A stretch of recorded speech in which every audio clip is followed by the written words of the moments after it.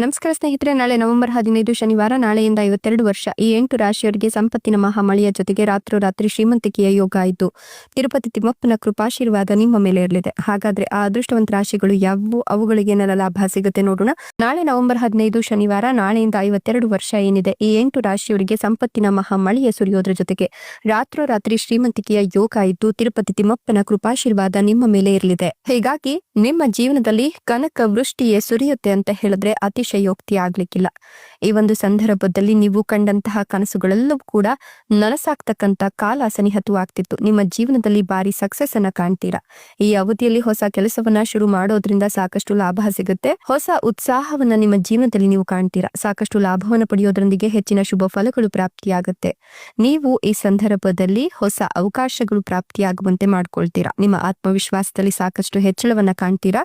ಈ ಸಂದರ್ಭದಲ್ಲಿ ವ್ಯಾಪಾರ ಮತ್ತು ಕೆಲಸದ ಸ್ಥಳದಲ್ಲಿ ಅಪಾರ ಪ್ರಗತಿ ಸಿಗುತ್ತೆ ಅಂತ ಹೇಳಬಹುದು. ಸಾಮಾಜಿಕ ಸಂಬಂಧ ಸಾಕಷ್ಟು ಬಲಗೊಳ್ಳುತ್ತೆ.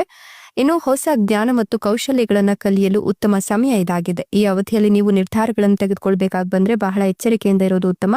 ಮನಸ್ಸು ಮತ್ತು ಶರೀರದಲ್ಲಿ ಉತ್ತಮ ಉತ್ಸಾಹದ ಸಂಚಾರವಾಗುತ್ತೆ. ಹಣಕಾಸಿಗೆ ಸಂಬಂಧಿಸಿದಂತೆ ಯೋಜನಾಬದ್ಧವಾಗಿ ಕೆಲಸವನ್ನ ಮಾಡೋದು ಉತ್ತಮ ಅಂತ ಹೇಳಲಾಗ್ತಾ ಇದೆ. ನಿಮ್ಮ ಸಮಸ್ಯೆಗಳೆಲ್ಲ ಸುಲಭವಾಗಿ ಪರಿಹಾರವನ್ನು ಹೊಂದುವ ಸಾಧ್ಯತೆ ಇದ್ದು ಮಾನಸಿಕ ತೀವ್ರತೆಯು ಈ ಅವಧಿಯಲ್ಲಿ ಹೆಚ್ಚಿಗೆ ಆಗುತ್ತೆ.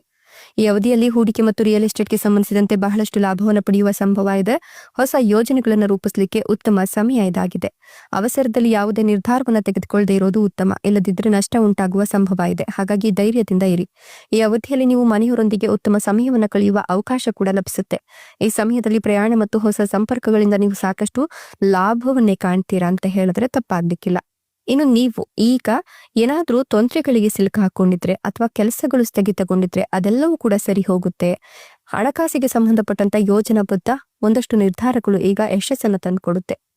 ಇನ್ನು ನೀವು ಯಾವುದಾದ್ರೂ ಹೊಸ ವ್ಯಾಪಾರ ವ್ಯವಹಾರವನ್ನ ಮಾಡಬೇಕು ಅನ್ಕೊಂಡಿದ್ರೆ ಈ ಹಿಂದೆ ಮಾಡಿದಂತಹ ವ್ಯಾಪಾರ ವ್ಯವಹಾರದಿಂದ ಸಕ್ಸಸ್ ಅನ್ನ ಕಾಣ್ತೀರಾ. ಅದರಿಂದ ಒಂದಷ್ಟು ಲಾಭವನ್ನ ಪಡೆದುಕೊಂಡು ಮತ್ತೊಂದಷ್ಟು ವ್ಯಾಪಾರ ವ್ಯವಹಾರವನ್ನ ಕೂಡ ಆರಂಭ ಮಾಡಬಹುದು. ಅದರಿಂದ ಮತ್ತೊಂದಷ್ಟು ವ್ಯಾಪಾರ ವ್ಯವಹಾರವನ್ನ ಕೂಡ ಮಾಡಬಹುದು. ಈ ಅವಧಿಯಲ್ಲಿ ನಿಮ್ಮ ಬುದ್ಧಿವಂತಿಕೆ ಹೆಚ್ಚಾಗಿ ಹೊಸ ವಿಚಾರಗಳು ಮನಸ್ಸಿಗೆ ಆಗಮಿಸುತ್ತೆ. ವೃತ್ತಿ ಜೀವನ ಮತ್ತು ವ್ಯಾಪಾರಕ್ಕೆ ಸಂಬಂಧಿಸಿದಂತೆ ಹೊಸ ಅವಕಾಶಗಳು ಪ್ರಾಪ್ತಿಯಾಗುತ್ತೆ. ಹೂಡಿಕೆ ಮತ್ತು ಹೊಸ ಯೋಜನೆಗಳಲ್ಲಿ ಯಶಸ್ಸು ದೊರಕುವ ಯೋಗ ಕೂಡ ಇದೆ. ಸಾಕಷ್ಟು ಶಕ್ತಿ ಮತ್ತು ಉತ್ಸಾಹದಿಂದ ಕೂಡಿರ್ತೀರಾ. ಈ ಅವಧಿಯಲ್ಲಿ ನೀವು ಯಾವುದೇ ರೀತಿಯ ಅವಸರವನ್ನ ಹೊಂದದೇ ಇರೋದು ಉತ್ತಮ. ಸರಿಯಾಗಿ ಯೋಚಿಸಿ ಪ್ರತಿ ಹೆಜ್ಜೆ ಇಡೋದು ಕೂಡ ಉತ್ತಮ.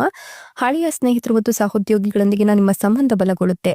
ಇನ್ನು ನೀವು ಆರೋಗ್ಯದ ಬಗ್ಗೆ ಹೆಚ್ಚಿನ ಗಮನವನ್ನ ಹರಿಸಬೇಕಾಗುತ್ತೆ. ವಿಶೇಷವಾಗಿ ಮಾನಸಿಕ ಒತ್ತಡಗಳಿಂದ ದೂರ ಇದ್ರೆ ಒಳ್ಳೆಯದು. ನೀವು ಈ ಸಂದರ್ಭದಲ್ಲಿ ಸಾಕಷ್ಟು ಲಾಭವನ್ನೇ ಕಂಡುಕೊಳ್ತೀರಾ. ಇಷ್ಟೆಲ್ಲ ಲಾಭ ಮತ್ತು ಅದೃಷ್ಟವನ್ನು ಪಡೆದಿರ್ತಕ್ಕಂಥ ಅದೃಷ್ಟವಂತ ರಾಶಿಗಳು ಯಾವುವು ಅಂದ್ರೆ ಕಟಕ ರಾಶಿ, ಮೀನ ರಾಶಿ, ವೃಷಭ ರಾಶಿ, ಧನುರ್ ರಾಶಿ, ತುಲಾ ರಾಶಿ, ಮಿಥುನ ರಾಶಿ, ಕೊನೆಯದಾಗಿ ವೃಷಭ ರಾಶಿ ಹಾಗೂ ಧನುರ್ ರಾಶಿ. ಇವುಗಳಲ್ಲಿ ನಿಮ್ಮ ರಾಶಿ ಇದ್ದರೂ ಇಲ್ಲದಿದ್ದರೂ ಭಕ್ತಿಯಿಂದ ಓಂ ನಮೋ ತಿರುಪತಿ ತಿಮ್ಮಪ್ಪಾಯ ಅಂತ ಕಮೆಂಟ್ ಮಾಡಿ. ಧನ್ಯವಾದಗಳು.